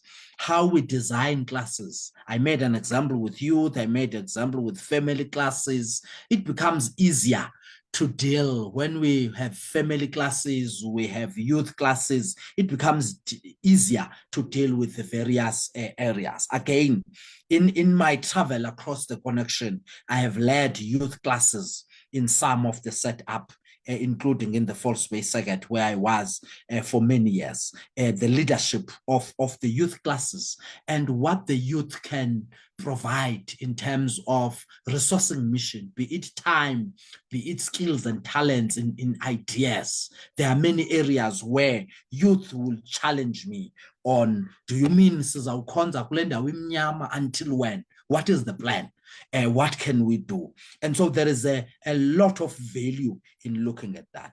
So are the digital classes. I fully agree with you. That is part of the notes themselves that I will be sharing with everyone.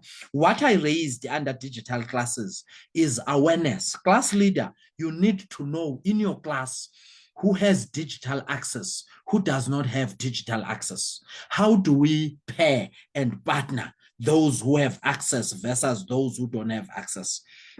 The cost of data in South Africa is quite high, specifically in South Africa. It is quite high, and so the issues of digital classes, therefore, need to consider those realities per class. We cannot prescribe this at a society level, but each class needs to assess its own members and be able to see how we deal with that. What do I say about stewardship portfolios where one steward will be a chair, another one secretary, another one treasury? This is kind of out of order in terms of our governance. Yes, portfolios can be allocated in terms of a steward responsible for governance if you don't have a governance committee, a steward responsible for finances, perhaps as an add-on to the finance committee as an example, but it simply becomes a portfolio. It does not now become a situation where, because une portfolio ye property ulikosa la makosa, une portfolio ye finance, no, it should not be.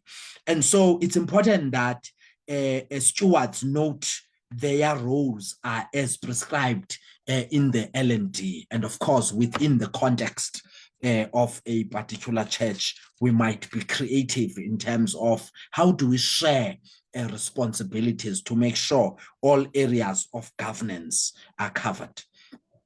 The first question, classes are the base of society's situations where new minister might suggest a change. There's nothing wrong with change when change benefits the institution. What is important is that there is what we call change management. And so before there is a change, in the earlier, when we were talking about growth strategies being owned by the church, I made a specific reference to the ownership of the growth strategy by the society leaders meeting. So if there is a strategy, we know the strengths and weaknesses of our growth strategy. Then Umfundisi comes in and participate in that discussion where we say as the leadership, these are the weaknesses that we have observed. We have done mid-term review of this strategy. It has been working from this particular time. And therefore, the new suggestions are then meant to maximize on our strength and improve on the weaknesses. The issue that I have seen across the connection is a situation where every new leadership is as if we start in a vacuum. And this will be a case of us singamelindo, where we are not able to say there is a system that we have been using. It's not a perfect system.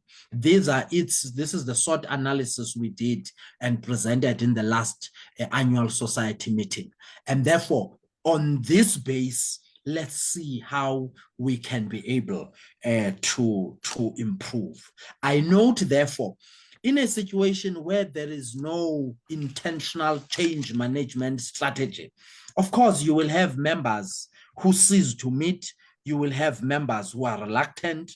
You will have members who withdraw, which is equal to ceasing to meet. And it becomes important, class leaders, as well, that we report on members who cease to meet, and we are able to have made efforts. Otherwise, that very member who has withdrawn, when they have pastoral needs, they expect the church to act, and it becomes very difficult for members sometimes to show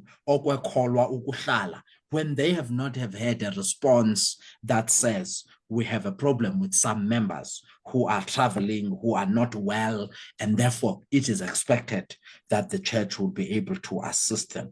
I do think we have dealt with all of these questions at the moment. Thank you, Mama. Enkosi Tata, I'm going to take the last round now. 3 questions are from Facebook, and then 2 questions are from this platform. One question. Dr. Rensbeck, my platform doesn't have a hand, but I do have a question. So include me in the list somewhere, please. He prayed for us. Let's include him. Okay, we'll do that, Umadudu. One question, Dada, is how do we then run away from popularism in terms of electing society stewards? And then second one, yes, that was the first. And then that Mr. Nhlabati. And then how do we create a cohesion between class leaders and society steward? At times, they tend to work in silos and only engage in class leaders' meetings. So how do we ensure that there is cohesion between the society stewards and the class leaders?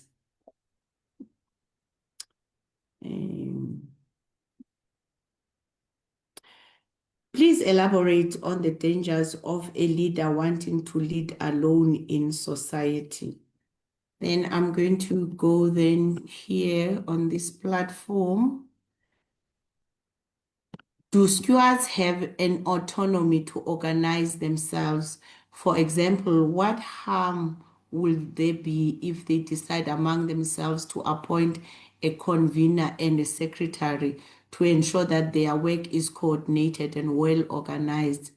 Where is the line of separation between the duties of stewards and the finance committee? In which areas they are expected to collaborate? And then another one.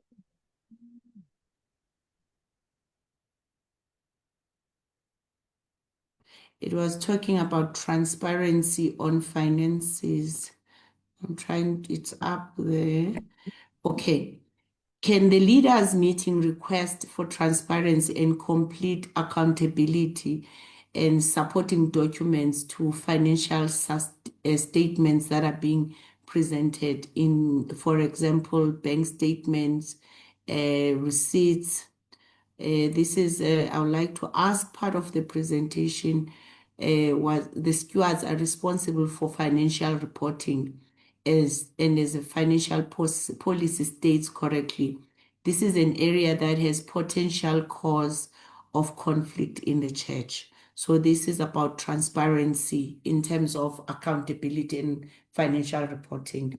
I think I will close it there, Dada, for tonight, and then we leave it to Udada Umadudu sinikeze opportunity yakhe. Thank you. Thank you very much. Maduna, today you addressed the question of the society.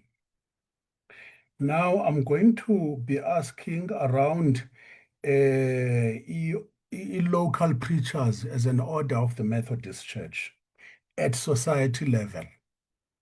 Book of order that we have deals with local preachers at connectional level, district, the committee, district local preachers committee, circuit local preachers meeting, and so on and so on. But it is absolutely silent on preachers at society level, how they should be organized, the structures, all these things we're talking about, 3-year terms that can be renewed once, and so on and so on.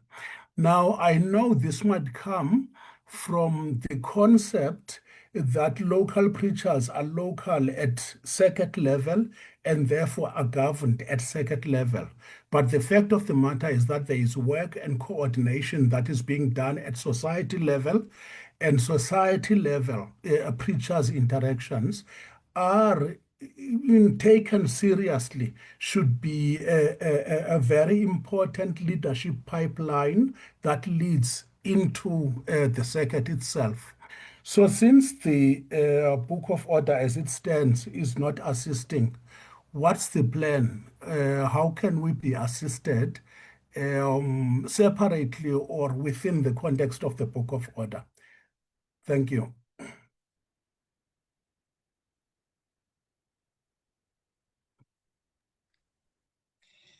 Thank you very much. Thank you very much, Mama and the leadership.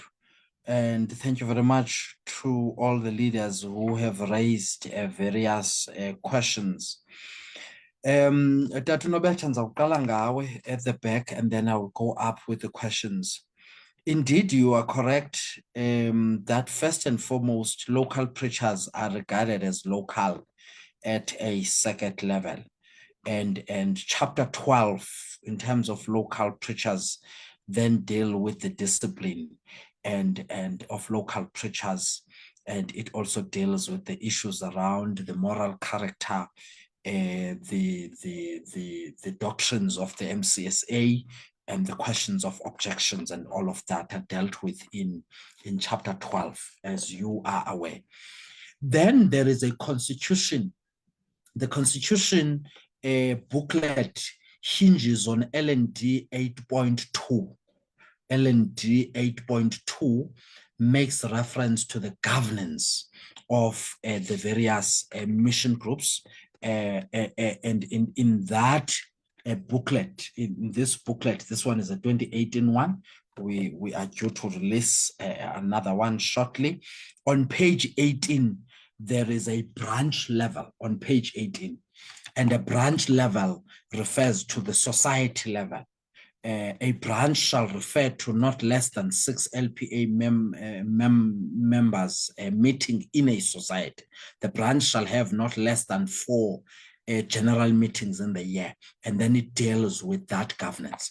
But this governance is hinging on LND 8.2. And I will try to perhaps insert a slide on this work before I do circulate these notes in this regard.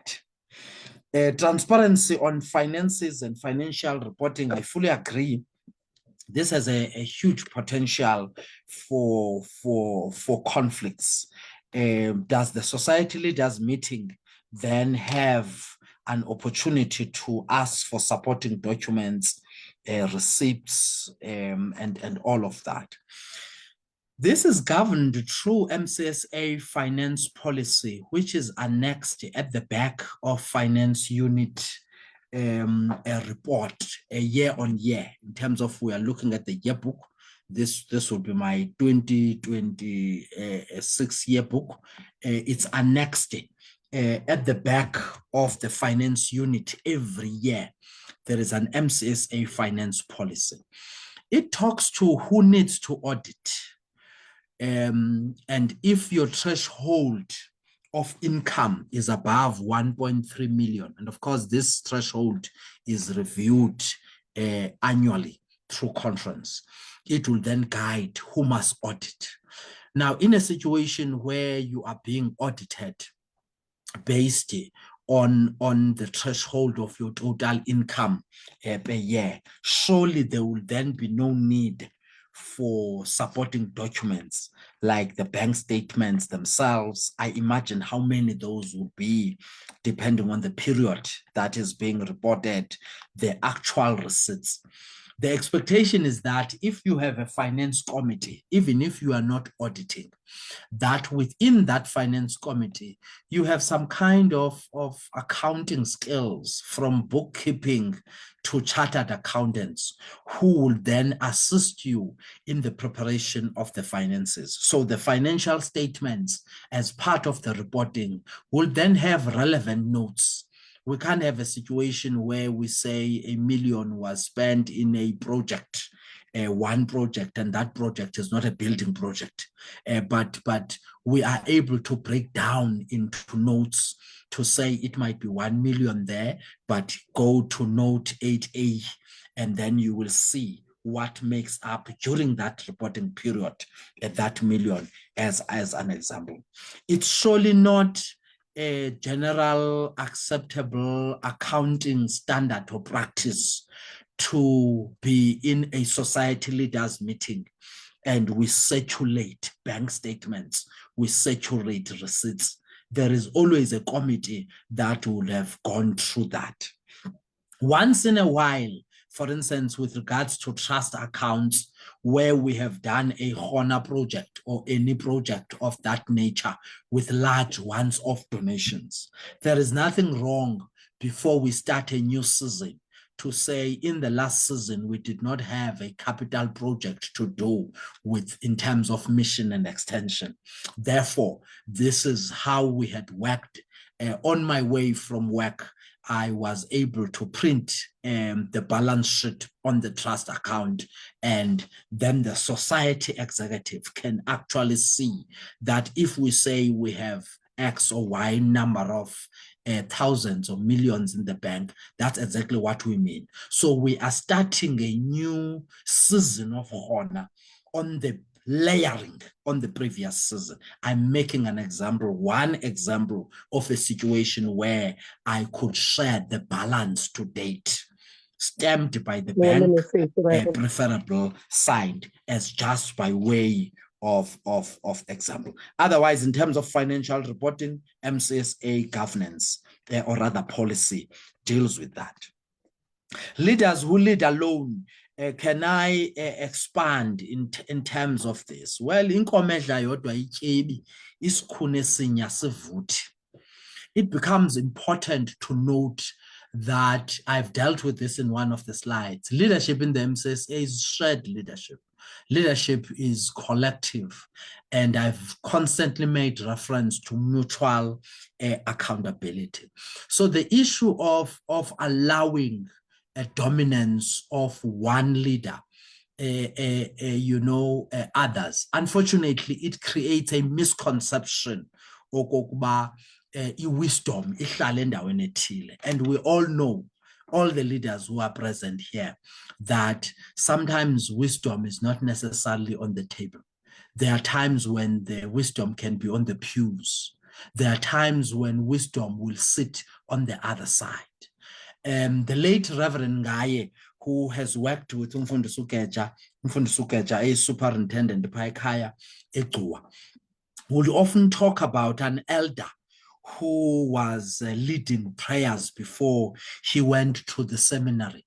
And one of the things he said, according to Ugaba, Umfundisi uNathi Ngaye, was that, my son, you must know that the truth can come from someone else. The truth will not always come from you. So there is wisdom in understanding that enkonzweni kaThixo kukho abantu and aba bantu babizwe nguThixo, they are here to contribute in various ways through their time, through their skills and talents, and through ezo zinto abaziphathiswe nguThixo. And so I encourage shared leadership, I encourage mutual accountability, I encourage shared responsibility where we work together as collectives. And where we do that, you can see when you walk into a society, whether umfundisi uzothatha iplan at the invitation of the local leadership, or I have come to do a workshop at the invitation of the leadership, I can see when the team is working together versus where there are silos. It surely does not help. Once there's one leader dominating and working alone, there's often lots of monopoly, and it's normally a time bomb before it comes back to haunt all of us. I think I'm moving towards the last one. Stewards versus finance committee, or rather autonomy of stewards. What harm is there? Of course, there is independent role, interdependent role, and the other ones. There's interdependence. There are various roles. As long as we are clear of ethical boundaries. Umfundisi, where umfundisi is a resident minister, is the head of the church in that society, and the superintendent is referred to as the head of the church in the circuit, and therefore in terms of spiritual oversight. And so depending on what we are doing, it becomes important that there is transparency, that we are not meeting umfundisi to discuss you. We are meeting to discuss this work, and if you are available, it will help if you can join us. So there's definitely no harm with autonomy amagosa, where amagosa are clear of their roles and what is expected. And where there is a bigger vision, there is clarity of roles in a society, there's normally no issue with such autonomy at all. Where you have a finance committee and you have amagosa are the ones who have an ultimate responsibility in terms of our L&D in terms of finances. And so the finance committee will be working with the support as amagosa, with amagosa being ultimately responsible. I have been part of commissions in areas where there are problems in the life of the church. We always have a problem when we get to amagosa and say, amagosa, yonke into edibene nemali, finances, please call the treasurer, please call the finance committee. Normally then the commissioners would say, we are going to start with you, because in terms of our L&D, it is your responsibility to make sure that the governance of finances is in place. And so even when as signatories, we are transparent at a society leaders meeting presided over by umfundisi with regards to finances, it is because umfundisi needs to know that indeed the money we are reporting to God's people is available in the bank. We are accounting for what is there. And there has been situations where sometimes we report finances on PowerPoint, and when the leaders get to the bank, what was being reported is not at the bank. So working together is more the emphasis. But because we are used in the corporate world where there are organograms, we are wanting to say finance committee report amagosa report kumfundisi. In actual fact, in the governance of the church, we are in the same structures working together. All we need to know is whose role is it to make sure that by the 15th, the dues assessments are done. Umbane ubhatelwe, i-alarm ibhatelwe, what happens? There needs to be someone who does that with some kind of clarity. I think I've dealt with that. How do we run away from populism in terms of the election of society stewards? When the church was perhaps not where it is at the moment, it was always known that the second layer leadership for society steward is amongst class leaders. And so we would not elect society stewards based on populism, but based on amandla esiwabone ngokokusebenza kwe-class. Not only classes, perhaps I must also credit the committees that are running and leading various portfolios. That is second layer leadership for society stewards. And for second stewards, society stewards would normally be second layer leadership. So some of these anomalies are new, where we are taking what happens in the political circles and we are wanting to bring it into the church. Truth of the matter is, I might be popular, but find it very difficult ukuba ligosa, because ukuba ligosa requires an understanding that I serve andiphakanyiswanga so that ndodlalelwe red carpet. I'm not a celebrity by virtue of being a steward, but I have been given a service to do, which I do to the glory of God. And so if the understanding was that it's not about the position, but it is about the responsibility. This is what our forebears have taught us all of these years. And so it's about reorientation and rethinking of what is our understanding of leadership in the Church of Christ. The second one there in the same question, which is the last part, cohesion of class leaders and society stewards. The solution there is induction programs. You can't have cohesion when there are conflicts. You can't have cohesion when there are already silos. You work on cohesion from the beginning. As people are being elected, i-circuit executive or society executive ihambe sonyulisa in case where elections are in multiple places, including preaching places. It gets announced there. The induction program for new leaders will take place on this specific date. It will start at this time.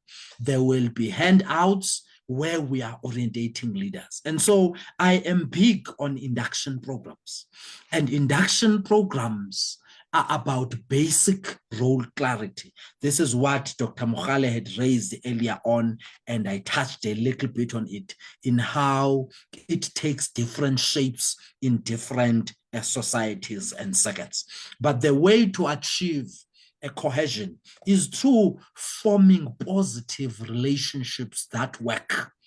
And there is a sense in me sometimes where Methodists have stopped forming positive relationships.